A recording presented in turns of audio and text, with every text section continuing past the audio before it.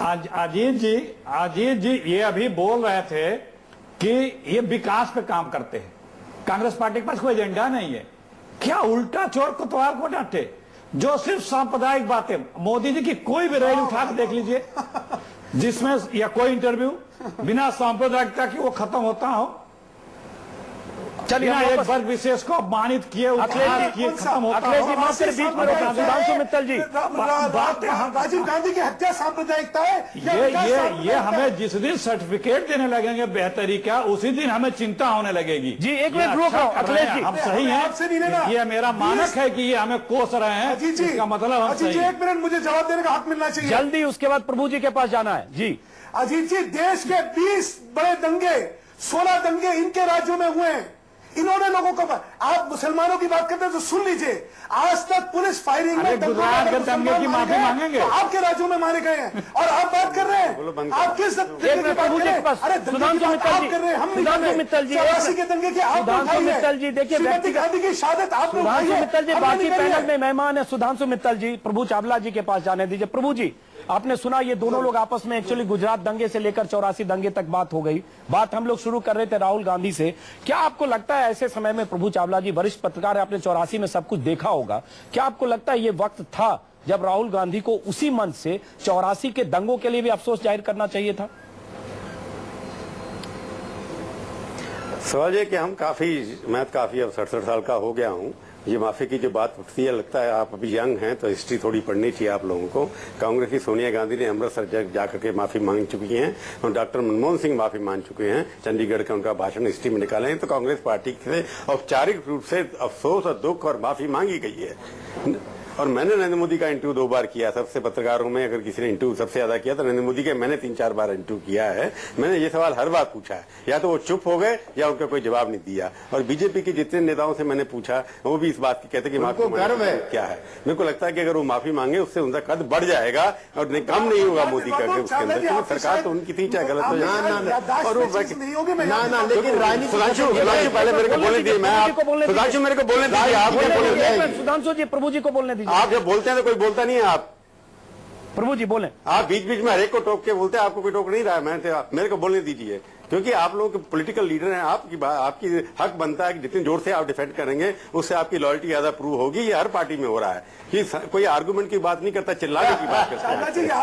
Fact की बात कर रहा हूँ कि आज जो इलेक्शन हो रहा है इस तरह का आक्षेप लगाने का आपको हक नहीं है। एक मिनट बोलने दें। नहीं, मैं हर पार्टी की बात कर रहा हूँ, हर पार्टी की बात कर, तुम्हारी अकेले की बात नहीं कर रहा हूँ, क्योंकि वही उसी आर्गुमेंट पे आ रहा हूँ कि आजकल की राजनीति जो है एक दूसरे के ऊपर की बात न करिए कि हम लोग जो है कोई किराए के। मैं अपनी बात, एक मिनट प्रभु जी, एक मिनट सुधांशु मित्तल जी, आप पूरी करनी है। यही तो बात है, आपके अंदर टॉलरेंस नहीं है, टॉलरेंस नहीं है, इसलिए मैं कह रहा हूं आपको। आप छोटे हैं, मैं आपको बहुत जानता हूं कि आप ही के लिए और नरेंद्र मोदी को भी, क्या आप लोगों के लिए, क्या कांग्रेस नेताओं को भी कह रहा हूं। एक मिनट बोलने दीजिए मेरे को पूरी बात, उसके बाद जाना मेरे को जी पूरी बात करें। यही प्रॉब्लम है कि एक टॉलरेंस की स्थिति में नहीं है लोग। आक्षेप लगाने के इशू के ऊपर बात करिए। अगर राहुल गांधी ने आज इशू उठाया, इमोशनल करने की बात की है, ये बात करना कि माफी मांगी, उन्होंने माफी मांगी है। अब कांग्रेस का केवल यही एक तीर रह जाता है, जब तक पोलराइजेशन देश के अंदर नहीं होगा, कांग्रेस के नेताओं को ऐसे लगता है कि वो चुनाव जीत नहीं सकते हैं, क्योंकि मुद्दों के मामले के अंदर कांग्रेस की साख गिरी है। चाहे वो भ्रष्टाचार का मामला हो, चाहे कोई और मामला हो, चाहे प्राइम मिनिस्टर का नेतृत्व हो, और मोदी को लोग समझते हैं कि ये स्ट्रॉन्ग लीडर है, डिसाइसिव लीडर है। तो आज जो भाषण हुआ है उसी कड़ी के अंदर आगे बढ़ेगा।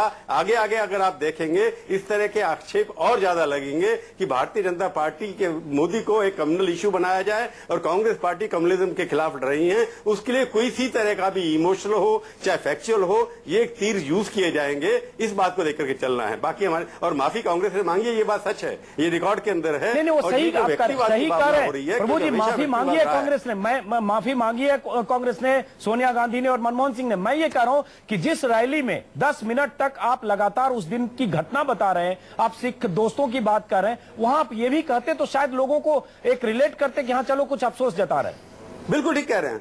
नहीं ठीक, आज और भी इशू उठा सकते थे, उन्होंने नहीं उठाया, क्योंकि हर एक स्पीच के अंदर हर नेता एक थीम को लेकर के चलता है। आज उनको कहना चाहिए था, उन्होंने कई बार सरकार की गलतियां मानी, आज उनको कहना है इमरजेंसी गलती हुई जिसके लिए माफी मांगी कांग्रेस ने बाद में, वो भी कहना चाहिए था उनको। जो भ्रष्टाचार के मामले के ऊपर राहुल गांधी आजकल कम बोलते हैं, उनको बोलना चाहिए उसके ऊपर, वो बिल्कुल नहीं बोलते हैं उसके अंदर जाकर के। टेररिज्म जो हो रहा है देश के अंदर, उसके बारे में भी वो नहीं बोलते हैं कि देश के अंदर टेररिज्म का जो खतरा हमारे देश के अंदर बढ़ता चला जा रहा है, उसके ऊपर भी नहीं बोल रहा है। उसका कारण ये है कि वो तो कम्युनिज्म जो पोलराइजेशन करके पार्टी को जिताने की स्थिति में लाना चाहते हैं। उनको लगता है पोलराइजेशन से ही मोदी अकेले पड़ेंगे, उनके साथ कोई नहीं जाएगा। ये उनकी स्ट्रेटेजी है। आप उससे एग्री करिए या नहीं करिए, परंतु बाकी मुद्दों पर जिसपे कांग्रेस कमजोर है, राहुल गांधी उसके ऊपर कभी भी नहीं बोलेंगे, ना किसी नेता कोई बोलता है। चलिए प्रभु जी शुक्रिया।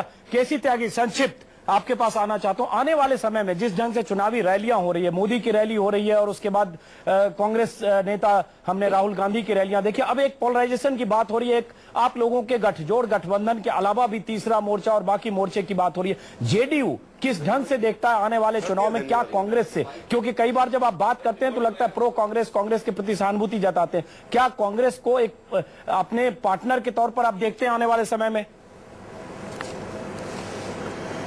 30 तारीख को दिल्ली में गैर कांग्रेसी गैर भाजपाई दलों का सम्मेलन है, जिसमें खत्म होता भाईचारा और बढ़ती हुई सांप्रदायिकता को लेकर के हमने कार्यक्रम किया है। और इस कार्यक्रम को हम और भी कुछ दल नहीं है जिसमें, नहीं है, ठीक कह रहे हैं आप, जिसमें सिर्फ वो 4 नहीं दल है, है। लेकिन उसमें जयललिता है, उसमें जयललिता है 5वीं, 6वां दल उसमें जो है बीजू जनता दल है, बाबूलाल मरांडी जी की पार्टी है, उसमें जो है नॉर्थ ईस्ट की पार्टियां, उसमें 13 दल है। आपकी जानकारी के लिए जरा करेक्ट कर लीजिए जी। नंबर जो आप कह रहे हैं, कांग्रेस पार्टी के साथ हमारा कोई गठबंधन नहीं है। भारतीय जनता पार्टी के जो हमारे मित्र है सुधांशु जी, जब हम इनसे अलग होते हैं तो इन पे आरोप लगाने के लिए हम पे और कुछ तो है नहीं। हमें भ्रष्ट ये नहीं कह सकते, हमें चोर ये नहीं कह सकते, हमें कुछ और कमी ये नहीं बता सकते। कांग्रेस के साथ जा रहे, कांग्रेस के साथ जा रहे। चलिए कार्यक्रम को मैं यही खत्म करना पड़ेगा।